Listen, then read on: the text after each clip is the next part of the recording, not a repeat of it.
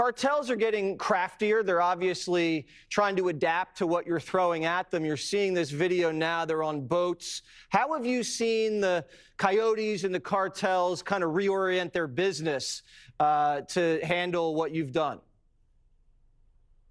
Look, they are going more maritime. We knew they would. That's why we've increased Coast Guard patrols 3 times, 3 times more than we have in the past. So Coast Guard will answer that call. So we're going to shut them down maritime too. Look, we're going to put them out of business. President Trump is designating them criminal terrorist organizations, which they should be. They've killed more Americans than every terrorist organization in this world combined. President Trump will end up wiping them off the face of the earth because we're going to put them out of business. You put them out of business, you take their money away. They can't bribe Mexican officials. They can't bribe anybody. Without money, they have no power. And we're not just going to attack in Mexico. The Jalisco cartel, we're going to attack them in the 43 countries that have operations currently, operations in 43 different countries. We're going to attack them worldwide. $4.8 million spent in Ukraine for social media influencers.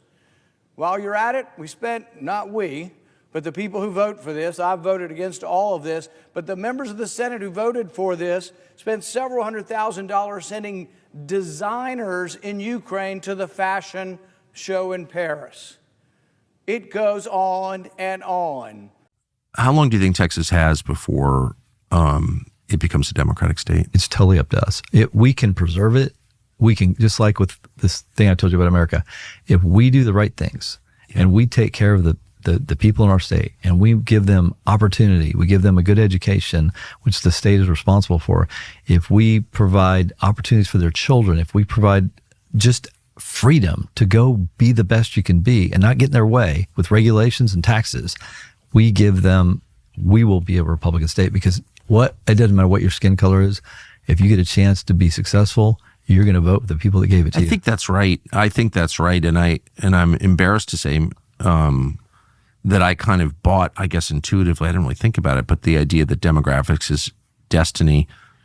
And I do think there's a lot of truth in that. However, Texas went from a majority white state to really a majority Hispanic state, but that doesn't mean that it has to be like a dystopian left-wing state at all. The Hispanics are conservative socially. They are hardworking.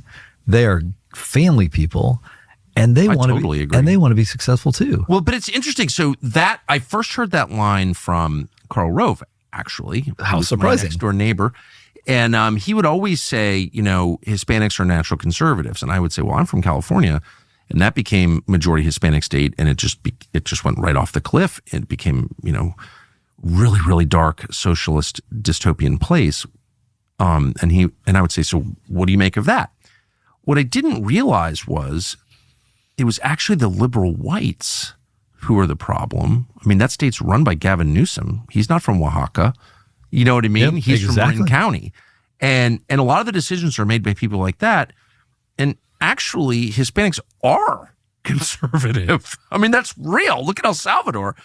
And so what's happened, though, is that the party is controlled by neoliberals like Gavin Newsom, like Karl Rove, and they use the power of the Hispanic vote to affect outcomes that I think a lot of Hispanic voters reject, right? Yeah, and look, Trump is winning counties in Texas that have never been won before. No, and we are having more and more Democrat, Hispanic politicians move to our party, and their positions are not changing.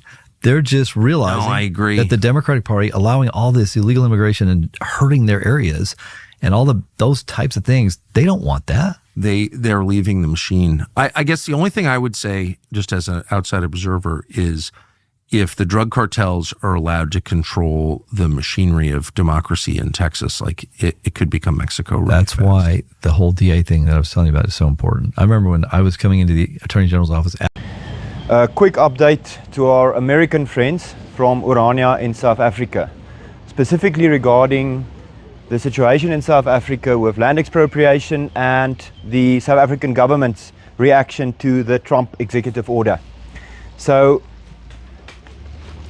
since the news broke in South Africa about land expropriation with no compensation, and since President Donald Trump reacted to that by cutting aid to South Africa and possibly imposing sanctions, there's been some new developments.